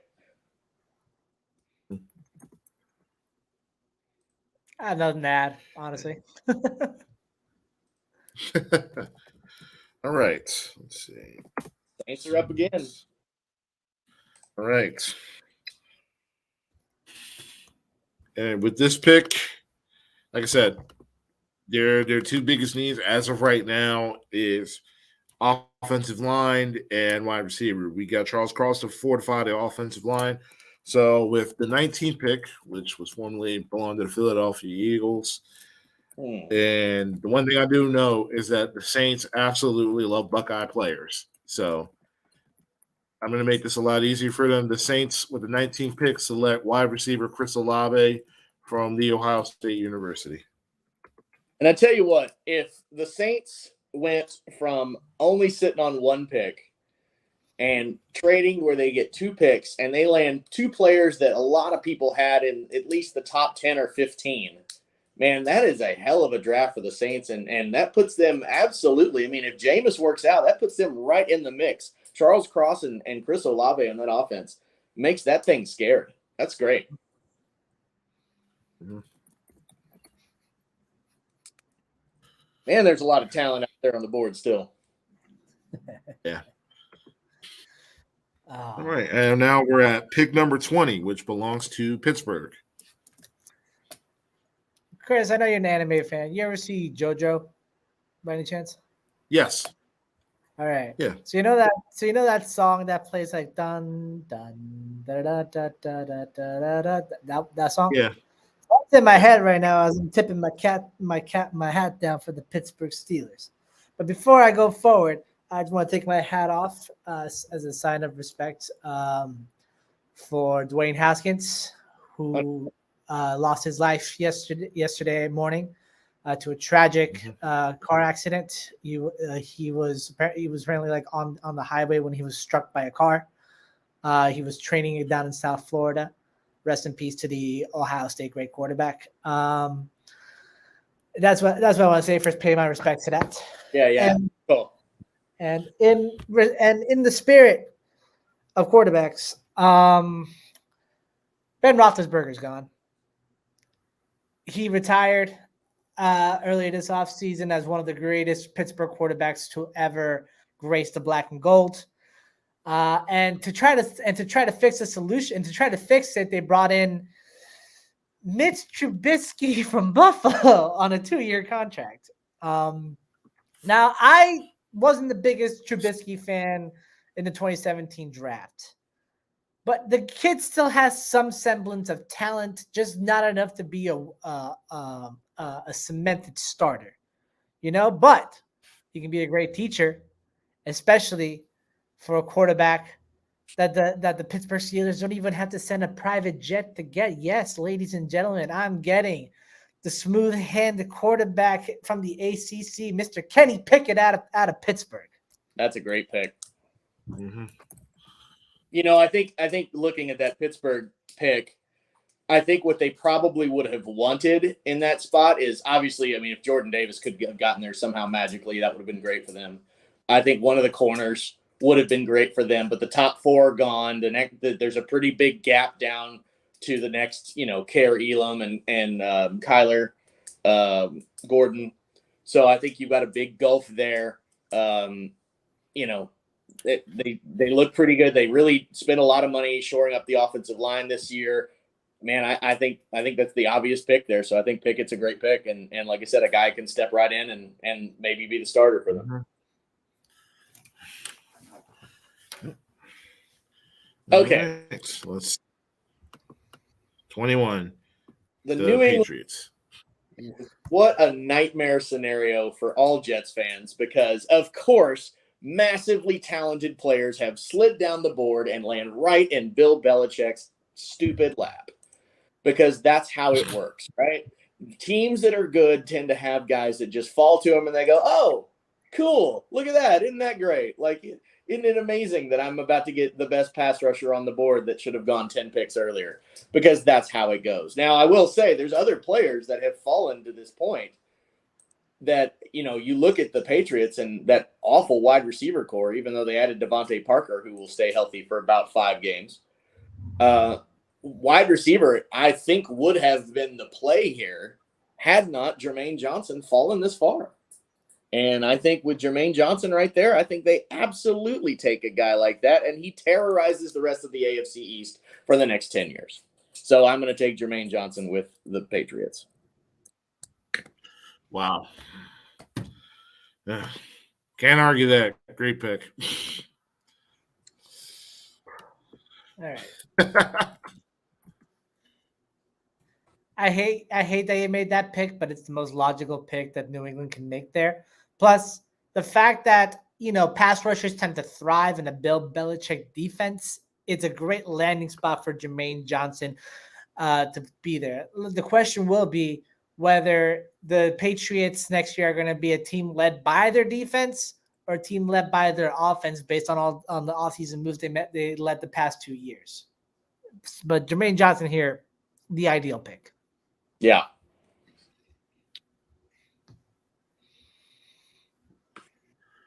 All right. And now, Patriots get their edge rusher.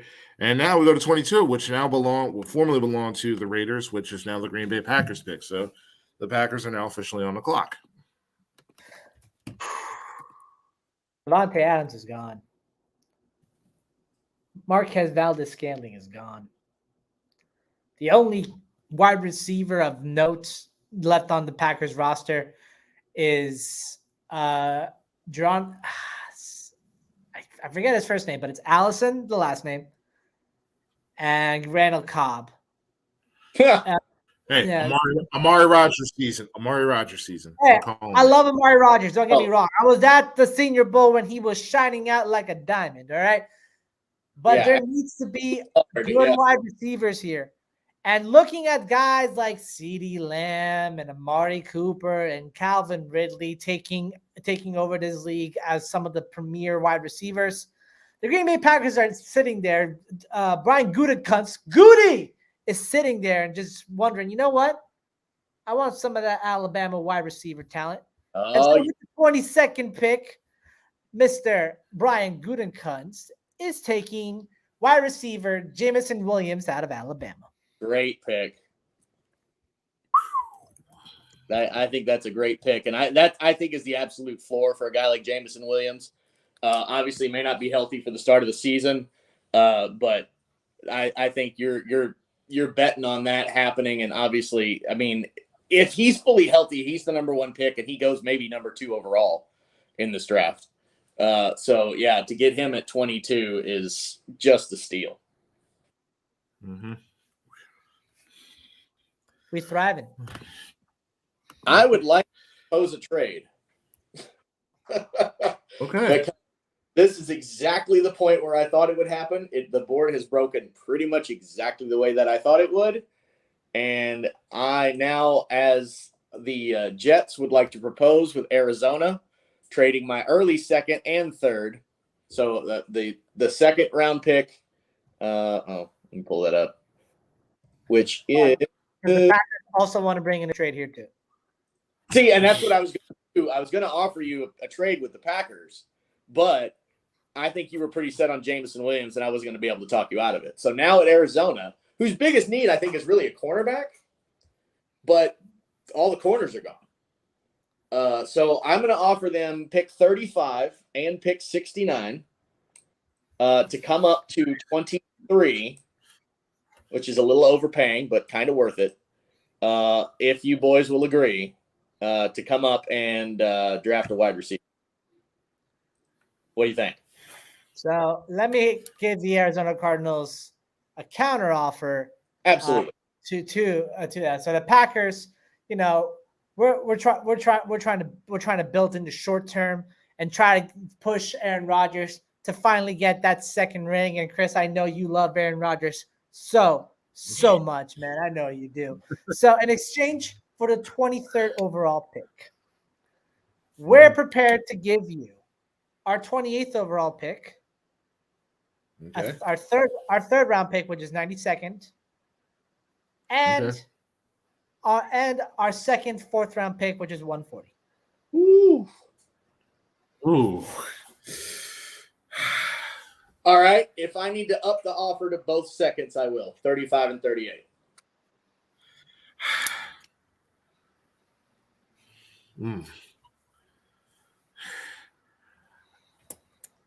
I still want my pick in the first round, so I'm probably going to have to go with Juan. Yes.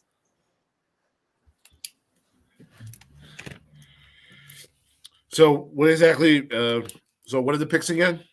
So that was 28, 92, and 4th round 132. 128, 92, and 142, or is it 122? Oh, wait. Let me throw one more in the mix before we accept this trade. Okay. The Kansas City I feel like the belle of the ball right now. You should be. Yeah. Chiefs will offer you 29 and 30. However, in return, Ooh. you would get back. You would give back. Hang on, let me find it here. Let's see. Does Arizona have a 3rd round pick? Doesn't look like it. All right, so I'm going to give you 29 and 30. You give me 23, 55, which is their pick in the 2nd round. And I will throw in a 3rd at 94. Kris, I'm offering you already a 1st round pick for a 1st round pick, and you get 2 additional picks. He's asking for more of your picks than just your 1st round. 2 1st round picks. But I'm getting 2 first round picks. And a 3rd for 1 and all right. Juan, I'm sorry. The 2 first round picks, the Cardinals still have some issues on defense, and I could still adequately address with the 29 and the 30 picks. If not, I could just trade back and get more picks off that. So I'm going to go with Jeff's. So you got yourself a deal. All right. So Arizona makes a hell of a bargain. Yeah. And the Chiefs come up because they got to get a wide receiver and they got to get ahead of Dallas to get it. Treylon Burks, City Chief. That's what I was going for with my pick, honestly. That's why I was making that trade. Jets too. Everybody was, because we all know Dallas is going to take Treylon Burks if we let him get there. So yes, Kansas City jumps up. Arizona makes a hell of a deal. Honestly, I should have done that way earlier, and I just kind of forgot about it. I should have done that at like pick 20, but I forgot. You just want to kind of like bring up the trade drama a little bit more, like right into the 18th minute. Well, and the problem with it is you've got like when you got to, there was so much talent on the board that had fallen that by the time you got to like 16 or 17, now I'm looking at the Chargers. Well, the Chiefs can't make that trade, and it's too high for the Jets to jump up to. And then Booth, Olave, Pickett, Johnson, like all those guys are going to go there though. Like, so I think it just seems like, and that's how the drafts work. It's like people want to trade up, but there's too much talent on the board. You can't say no. So, all right. I'm putting a call right now. But in the meantime, while the Chiefs make their picks, I have to make a call to Buffalo real quick. I'm sorry, not to Buffalo, to Dallas. I got to make a call to Dallas real quick. Hello? Hello, Dallas. I am Dallas. Hello? Hello. Jerry, how you doing, you decrepit old bastard? What do you want? Listen, man. I'm prepared. Look, we both know the wide receiver we both want to got off the boards.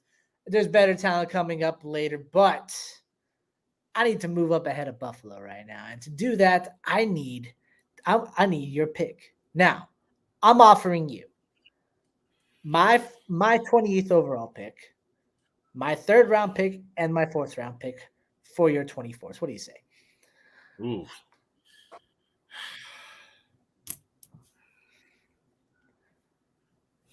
With Burks off the board, I think Dallas would do that deal.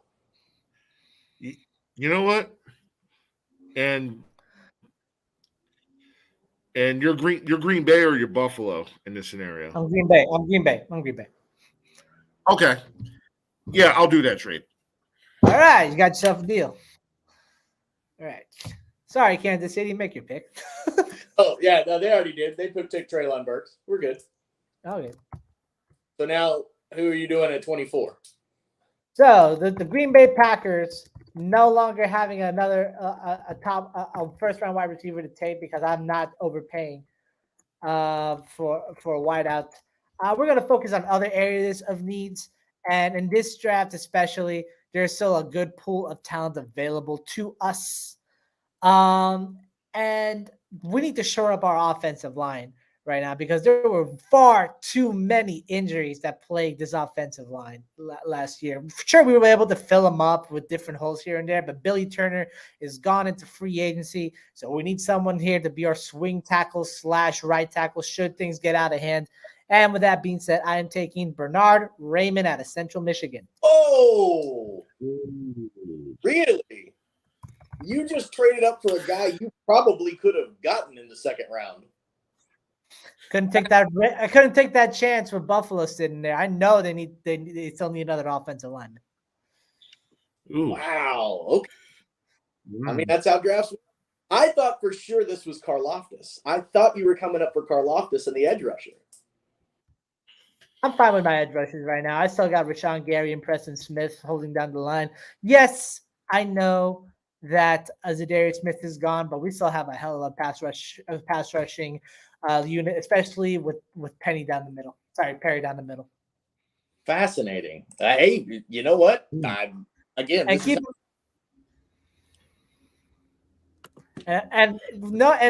that I work at Spectrum News One, where we feature a Hall of Fame to be safety as our talk show host, I'm pretty sure Leroy Butler would agree. Love it. I got no issues.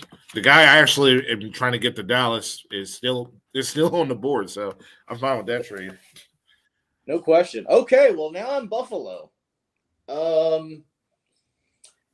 Man, I keep seeing Breece Hall getting mocked to them. I just don't. In first round running back, I don't know. I'm not sold. I could see offensive line here at some of the guard spots because they're a little thin at that guard tackle position.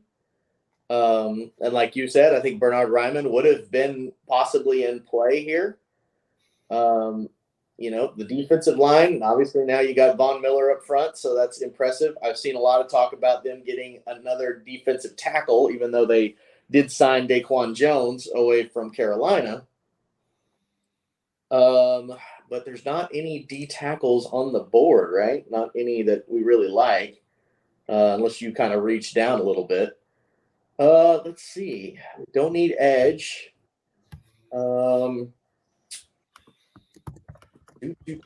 See, this is the one team where I'm sitting there thinking I don't know what I want to do with this pick. And I believe I said that before we got started here. Well, I had to pay Who my. are you going to add to the eventual Super Bowl champion Buffalo Bills? That's the question. Boy, no doubt. Well, okay, hold on. Yeah. Let's see. I'm going to play it safe. I'm going to go with the safe pick here. I'm going to take the guard out of Boston College, Zion Johnson. Oh.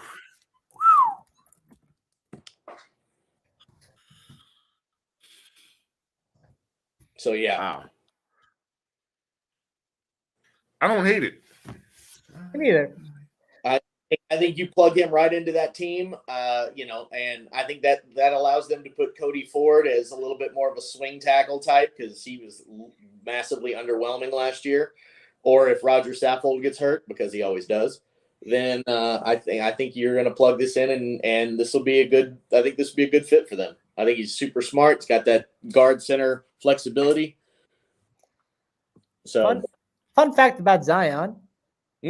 He's a former high school golfer, so that center of gravity is always going to be very well centered. Oh, yeah, he's a killer golfer. So, I mean, I would have liked D tackle, but I think, this is a great place I think Devontae Wyatt could land if he slid this far. I think this is a place I thought about safety as well. In the Michigan kid or something like that. But I think at the end of the day, I think I'm just going to take the best talent on the board at Zion. He's also an incredibly strong lineman. He led all offensive linemen at the combine with 32 bench press reps. So Nice. You know this kid's got power. Nice. Yeah, that's true blue chip prospects going to Buffalo. I like this. I like this pick a lot. Thanks, man. Okay, so I'm on the board again with Tennessee. And this pick I've had pretty well locked in for quite some time. I'm glad that he made it this far. I was a little worried. Before you do. Yes. I'd like to make a call to you, sir. All right. As a Cincinnati Bengals. See, we want your pick. You're 26 right now. We want your pick, and in exchange for your pick, number 26, I'll give you 31 and 95, which is a third round pick. Here's my problem. Because Ryman went off the board, there's only one more offensive tackle left in the whole board. And I can't afford to let that go. So I'm going to turn down the trade offer. I'm going to take Tyler Smith, the guard out of Tulsa, right here to play right tackle for me, or the tackle out of Tulsa. Got to make the pick. Can't let it slide. I respect that. I had to try. I had to try to jump ahead of another team. Gone before, I think I would have made that deal because I knew I had that in my back pocket. But after Hill, the next offensive tackle on the board is, it is a massive drop off. I don't think there's another one for 2 more rounds that I can think of. So, like I said, I think they need this pick. I'm going to have to just take it. I'm surprised you didn't go with linebacker with the departure of Rashad Evans. Thought about that. They did re-sign their other smallish guy, and Nakobe Dean, I think, is just too small to hold up consistently.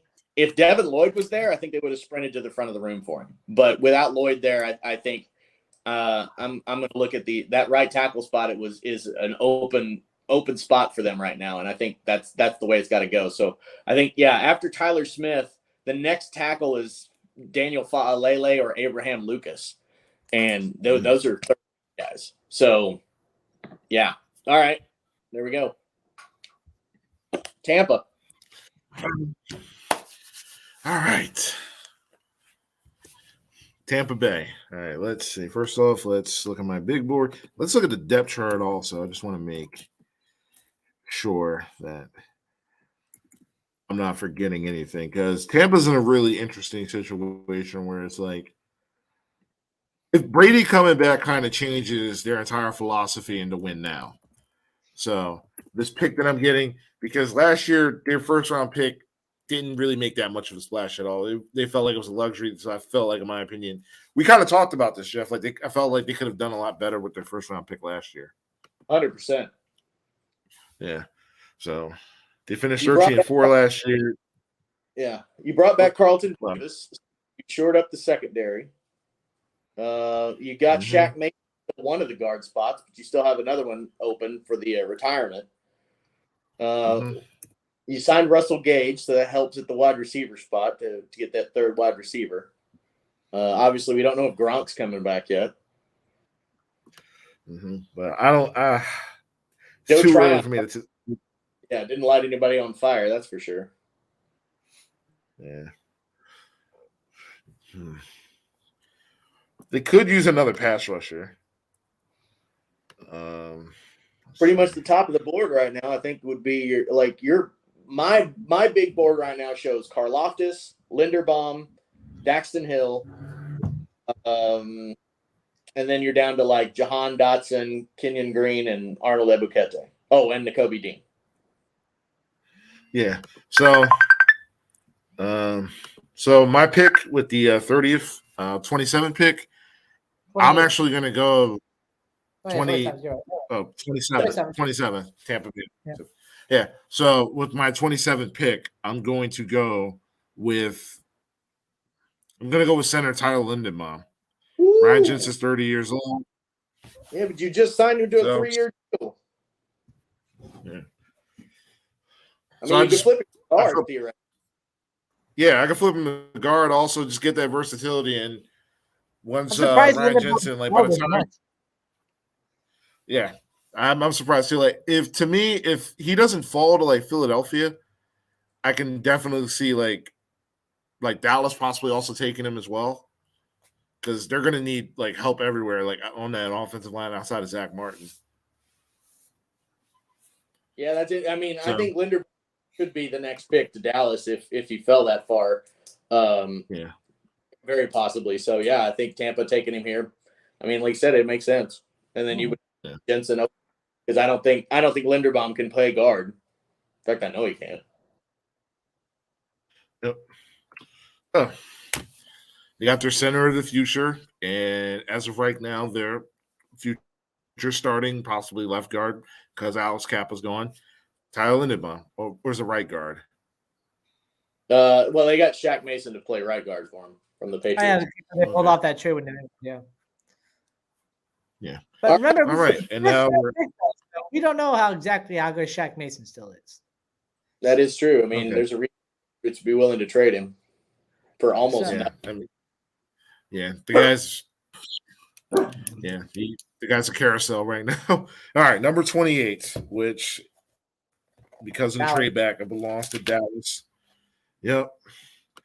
And I could wide receiver, like I don't like Jahan Dotson at this point. I think that would be a little bit of a reach. Too early. Plus you Yeah. resign.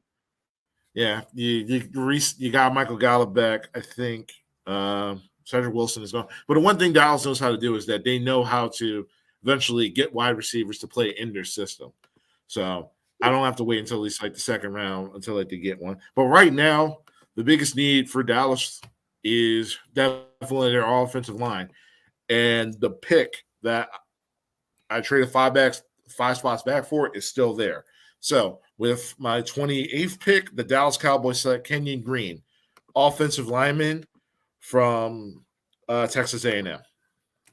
Yeah, that seems pretty locked in. I think they're basically choosing between there's 4 picks that Dallas wants. They want either Trey Burks, which would be their first choice. Devin Lloyd, I think, would be their second choice, but obviously he's not even close here. And then the 2 guards, Johnson or Green. I think that's absolutely locked in what they would go with, and I think that's based on their 30 which they always draft off of because Jerry. The guy's also one of the most versatile linemen in this draft right now. The only thing he hasn't played is center. Yeah. It's really plug and play. And especially with the loss of Lael Collins to free agency, this might be like a good fit. And knowing how fragile Dallas's offensive line is, you move him anywhere, he'll basically be Billy Turner he'll basically be what Billy Turner was to the Packers last year, which was plug him anywhere and he'll play well. Yeah, for sure. For sure. I think. Yeah. Yeah. Right. Number 29. That is me. Arizona with the trade down. And man, yes. Attic. So right. we're going to pick because it's pretty easy. George Karlaftis falling to the Cardinals there is a dream scenario. You replace Chandler Jones. Yeah. Not Chandler Jones. Yeah. You replace Chandler Jones. Plug in Karlaftis. I think that is an ideal fit that gives them the edge rusher that they absolutely want.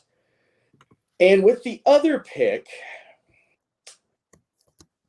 I'm a little bit torn because there's 2 different players that I would really like to have.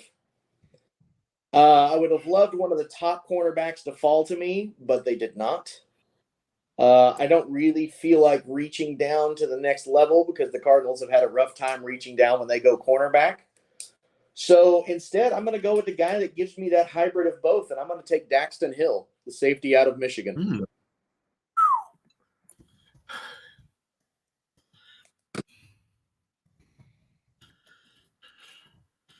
far be it for me, but that kid's good.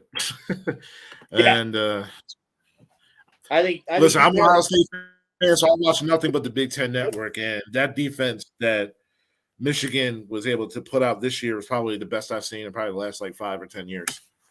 Yeah, and I think him being able to play the slot, being able to pair up with Buda Baker, man, that makes that salty. Yeah, so Karlaftis and I don't think no Cardinals fans would complain about that like scenario at all. No. Yeah. All right, Cincinnati on the clock. We got Cincinnati and Detroit left. That'd be moi both times. This was tough.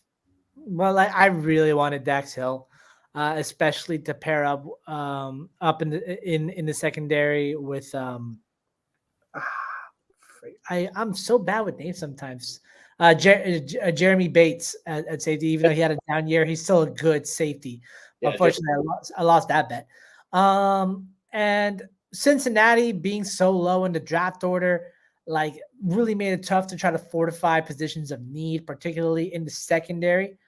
And despite all the offseason moves that they made, for the offensive line, they still need to shore up a lot of skill positions, specifically tight end, corner, and linebackers. So with that being said, despite everything I just said, I'm throwing in the wild card here. And I'm going Cameron Thomas out of San Diego State. Ooh, wow. Okay. Interesting. Just because you have Aiden Hutchinson in that in that line doesn't mean he still doesn't need any more pass rushing help. BJ Hill's great down the middle, but you add a monster like Cameron Thomas down there, it's going to be big problems. And Cincinnati might be able to come back and win that AFC North title again. Man, Cam Thomas is a guy that, I think really early on, you watch that tape, and I know the guys that were the tape watching guys had him right in this mix, right in that late first, early second round with those edge rushers. And then as the process went along, his stock seemed to cool. I'm looking at Dane Brugler's top 100 right now, and he has Cam Thomas as the 88th prospect with edge 16. Now, again, everybody, it's beauty's in the eye of the beholder. It's how these things work. But that's fascinating. A couple of names that I would have thrown out for you. Obviously, Nakobe Dean would have been interesting there at the linebacker spot. But some of the defensive tackles, too. I know they signed the kid out of Houston. But, a guy like Travis Jones, a guy like Perrion Winfrey, those type of D tackles, we talked about it off the top of the show. Guys that really flashed at the Senior Bowl, I think would have been interesting there.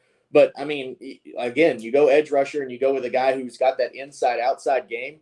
I'm not mad at that pick at all. I think it does make a lot of sense. Other picks I had Kyer Elam, the cornerback out of Florida. I had Roger McCreary too. But ultimately, if you can get to the quarterback faster, no matter how bad your cornerbacks are, it'll buy you enough time to really mess up a secondary. Yep, that's true. I mean, hell, they went to the Super Bowl with Eli Apple at one corner, so yeah. Sure. And he's still there too. Trey Flowers, so maybe that fills that hole a little bit for at least a short period of time. So I don't know. Like I said, it'll be interesting. All right, last pick. So do you remember at the top of this show when I was talking about how the Detroit Lions, they wanted to kind of try to build through the draft a good team enough so when they bring in a young quarterback, that they would have it shored up. Here we are. Matt Campbell is not the kind of man to wait. He is coming up and biting knees right now, going for a quarterback. And right now, he's taking a quarterback with the 32nd pick here. He is demanding a quarterback with a 32nd pick here. And with that being said, he's taking Matt Corral out of Ole Miss. Corral, interesting. Over Ritter. With Ritter, like Cincinnati has developed into a really good program. Ritter looked fantastic, but I want a better proven quarterback in better talent. I don't know if Cincinnati had necessarily the best talent to go against. So I want to see. So with Corral, I at least get an assurance that he can tackle and that he can face NFL defenders a little better than Corral can. I mean, than Ritter can. You know, it's so interesting because those two prospects are so polar opposites. Matt Corral has all the arm talent in the world that you would want, but he has the maturity issues. He has the thing at USC. He has, fighting with Gretzky's daughter or whatever happened there, like that whole weird thing. Like he's just got all that emotional immaturity things, but again, all the talent in the world. Whereas a guy like Ritter isn't the most talented guy, doesn't have the strongest arm, but he is that leader guy. Like every guy you talk to at the Senior Bowl that played for Cincinnati raved about how Desmond Ritter was their guy, and they were really willing to run through a wall for that guy. I think it's going to be interesting to see how these teams evaluate all of that. Ritter, to me, is basically a poor man's Dak Prescott, where not the strongest arm, not, obviously against bigger competition tends to shrink, just as he did in that championship game and just as Dak Prescott does every single week. But a leadership guy that everybody runs through a wall for, whereas Matt Corral could be, and I've heard the comparisons to a Russell Wilson, a guy who's a little bit shorter, but's got the mobility, he's got a thick frame, and he's got that cannon arm to be able to make the throws. But again, you just worry about all of the off the field stuff. So I think landing in a place like Detroit would be great for Corral, and I absolutely could see them making that choice. All right. So looks like only three quarterbacks are taken in this first round. Man. And I think that checks out. I think that's how I would see that coming down. And like I said, I think Detroit, the only thing I could see is maybe somebody jumping up at the very end, with like Cincinnati or one of those teams at the back to jump and get one more quarterback if they missed out. But, maybe even the Giants. But overall, I look at this, I look at our mock here, and, you got some high praise for some teams that jumped up and got the guys they wanted. Teams that sat there and just let a guy fall in their lap, like the Saints getting Olave to fall to them and Charles Cross. The Patriots getting Jermaine Johnson to fall in their lap. The Packers, Jameson Williams to fall in their lap. Those types of picks I think were absolutely great. I think Atlanta moving down and still getting the guy they wanted makes sense. Houston being aggressive, getting ahead for Stingley and causing the Vikings some anguish is always good. Washington trading down 2 spots and still getting the guy they probably would have taken at 11. Very interesting, I think. And even teams like Detroit that walk away with Drake London and Matt Corral. Hell, ain't nothing wrong with that. So yeah, I think that's fascinating. I think it's going to be just as riveting and as trade swapping and all of that in Vegas as it was right here. Yeah. So before we close up, are there any players or that you're surprised didn't get picked in the first round at all? Juan? It was I'm surprised no tight ends got selected in the first round, because I know this is a tight end rich draft. I know a lot of them would have probably realistically fallen down into the second and third rounds, but there is good tight end talent. Like Trey McBride, I'm surprised didn't get picked anywhere in this draft in this first round. For me, as I just scroll down the list here of players that on my big board, my next guy on the board would be Jahan Dotson. I think Lewis Sin, the safety out of Georgia, has a real chance of going high because, man, apparently he tests just off the charts. He has a chance to be that mix on the back end. I think we talked about the defensive tackles, either Winfrey or Travis Jones as a run stuffer, and obviously Nakobe Dean as well. And then, of course, no running backs. But I think if you looked at the top of that next, the top of the next round, where we would start. You've got Jacksonville, Detroit, and the Jets. I could easily see a couple of safeties right in that mix go just like that. And obviously the Jets would be there, sitting there waiting on whatever wide receiver had fallen to him, be it Dotson or Christian Watson out of North Dakota State, somebody like that. And they're also looking for a safety. So I think Jalen Petrie, Lewis Sin, Jaquan Brisker, all could go right in the first 5 or 6 picks of the second round. So all those safeties would be right in that mix as well. Yeah. Honestly, the one person I'm kind of surprised that I understand he's hurt, but however, that didn't hurt Jameson Williams draft stock. That I'm kind of really haven't heard that you're probably not going to hear is probably David Ojabo, Aiden Hutchinson's teammate in Daxton Hills from Michigan. That ACL tear, I think, like, granted, it is a significant injury, but you got to think, like, even though Jameson Williams got hurt in the national title game, and he still was able to be a first-round pick. And meanwhile, do you think it's the fact that because it's such a pass rush heavy draft that it's perfectly fine that you don't draft him in the first round, you can still get him like on a second-round flyer? I think that's part of it. I think the fact that Karlaftis fell as far as he did, we kind of had those, I think if the edge rushers go faster and go higher, then I think that could change. And I think if Kansas City sits at 29 and 30 and they don't make the trade up, well, they got 2 first-round picks. Once you take a flyer on a guy like Ojabo that you can stash for a year, and Kansas City has, we talked about luxury picks earlier. I think that's a team that could sit there with a luxury pick. Cincinnati the same way. If Cincinnati took Ojabo and said, hey, let's just let him sit for a year, then, dude, that makes all the sense in the world. So I think I wouldn't be shocked if he fell out of the first round because of the injury and because it happened so late in the process that he's going to have to completely redshirt. But you're right. I think there's several teams. Tampa Bay could be one. Kansas City could be one. Cincinnati. Those teams at the back that could take that type of flyer and make it happen. So, yeah, I think that's – and, I think even with Buffalo, when I was making that pick, I kind of thought about it just because, like I said, you take a chance and you say, okay, well, hopefully Von Miller's good, but then he gets to sit there and learn from Von Miller. What the hell? Yeah.